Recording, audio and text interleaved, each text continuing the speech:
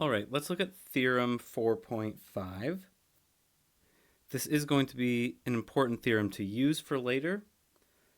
It says if A is a square matrix with eigenvectors b1 through bn corresponding to distinct eigenvalues lambda 1 through lambda n, which just means that the distinct means like lambda I is not equal to lambda j if I is not equal to j. So you don't have any of these numbers repeating. Then the list of eigenvectors that corresponds with them is a linearly independent list. Now, it's a good theorem to know. We are going to use it for some homework problems, I think. But this is going to be a pretty technical proof. So I guess you could say if you're in my class, this video is kind of optional.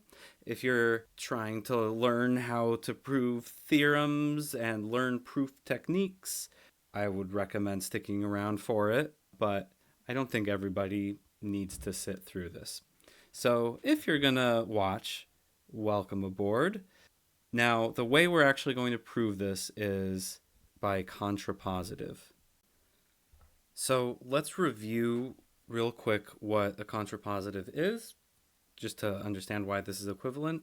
So remember, if you have if P then Q, meaning like if you have some situation inside P, then Q must automatically be true. The picture looks like this picture. That's equivalent to saying if not Q, like if you're out here, then not P. And so these two statements are contrapositives of each other. So the contrapositive of Theorem 5 can be written if B1 through Bn is a linearly dependent list of eigenvectors, then the corresponding eigenvalues are not all distinct. So we're keeping the if they're eigenvectors at the beginning, but we're showing, given that we have eigenvectors, if it's a linearly dependent list, then the corresponding eigenvalues are not all distinct. One of these lambda 1, lambda 2, up through lambda m must be equal to another one somehow. So that's how we're going to prove this. So we're assuming b1 through bn is a linearly dependent list of eigenvectors of A. And the goal is to show that the lambdas, the n different eigenvalues, aren't all distinct. That one of these eigenvalues is equal to a different one. Okay, this is a pretty tricky proof that I might not ever have thought of if I hadn't read it in a different book. But the trick is we're going to say that there is some largest possible list of eigenvectors from the beginning of this list. We don't know how many it takes, but at some point, like B1 is going to be definitely an independent list of just one non-zero vector. B1 and B2 might be independent or it might be dependent. But at some point, maybe until we get to the whole list, adding these vectors one at a time, we're going to have a linearly dependent list. But let's go through the process of how to build that up. So just like the list containing B1 is independent because it's a list of one vector that doesn't contain the zero vector, because eigenvectors can never be zero. Okay, so from there we're going to keep adding vectors one at a time until we add one more vector is going to at some point switch it from an independent list to a dependent list.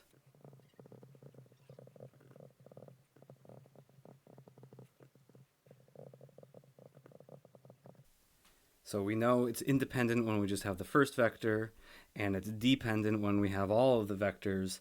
So at some point, maybe with I vectors, I don't know what I is, maybe I is 1 or n minus 1 or something, at some point with I vectors, we have the biggest possible independent list, but adding one more vector makes it dependent. Now, we know from the characterization of linear dependence that one of the vectors in this list can be written as a linear combination of the other ones, but it's not going to be B1 through BI, right? Since B1 through BI is independent, that means none can be written as a linear combination of the others. But because this is dependent, at least one can be written as a linear combination of the others. So which one of these can be written as a linear combination of the others? It's got to be bi plus 1, because the first I cannot be written as a linear combination of the others. So we can say there exist scalars, let's say x1 through xi, so that when you do this linear combination of the first I vectors, we get bi plus 1. And we also know that since bi plus 1 is not equal to 0 because it's an eigenvector, the scalars aren't all 0. Okay. Now here's the trick. We are talking about eigenvectors here. This is the eigenvector chapter, and it is important that b1 through bi are eigenvectors. The way to bring that to bear in the proof is to multiply both sides of this equation by a. And if we multiply both sides of this equation by a and then distribute it in, we're going to get x1 a b1 plus xi a bi equals a bi plus 1. And why did we want to do that? Because multiplying eigenvectors by the matrix gives you the corresponding eigenvalues times that vector. So we could write this as x1 times lambda 1 b1 up through lambda I bi, and that should be equal to lambda I plus 1 times bi plus 1. Okay, so that is one way we can think of lambda I plus 1 times bi plus 1. The other way is we could just go ahead and multiply this by that scalar directly. Just multiply both sides by lambda I plus 1, and you get x1 lambda I plus 1, yada yada, up to xi times lambda I plus 1 times bi equals lambda I plus 1 times bi plus 1.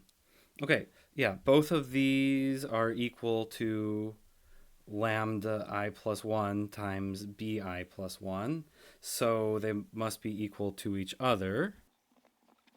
So we have this whole thing is equal to this whole thing. And let's see. What we know about the b1 through bi vectors is that they are all linearly independent, right? So the definition of independence is that there's only one solution to the corresponding homogeneous equation.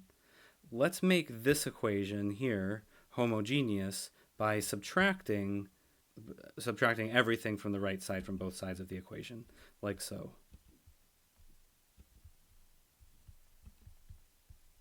Okay, so we have the 0 vector on one side, and now we can combine some like terms here, because let's see, we have b1 times the scalar x1 lambda 1, and we're also subtracting from that b1 times the scalar x1 lambda I plus 1 b1. So we can actually write that as x1 times a quantity lambda 1 minus lambda I plus 1 times b1, Just combining like terms there. Then doing the same thing with all the other I terms that we have.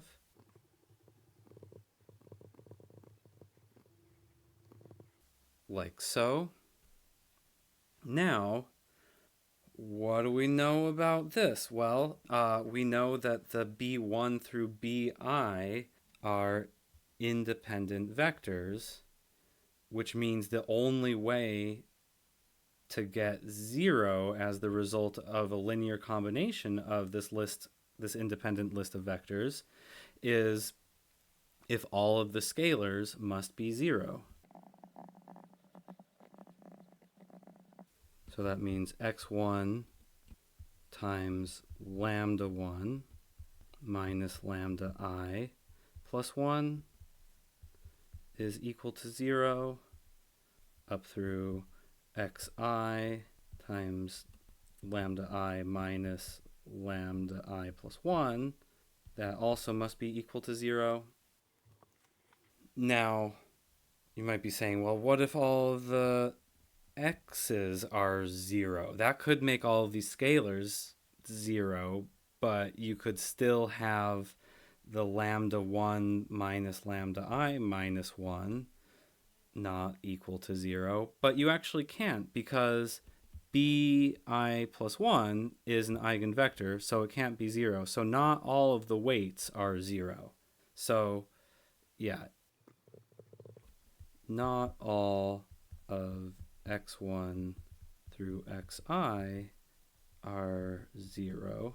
Some lambda j minus lambda I plus 1 is equal to 0. So whatever ones of these x1 through xi weights are not 0, the corresponding lambda j minus lambda I plus 1 has got to be equal to 0 there. And that means we have the eigenvalues that correspond to b1 through bi plus 1 are not all distinct. So usually this is going to be used in the forward way. When we use this proof, we're going to say we have distinct eigenvalues, and any list of eigenvectors that corresponds with those distinct eigenvalues is linearly independent. But it was easier to prove it the contrapositive way. Anyways, that was a pretty gnarly proof. Thank you for going on this mathematical journey with me. Good luck with the basic homework, and I will see you later.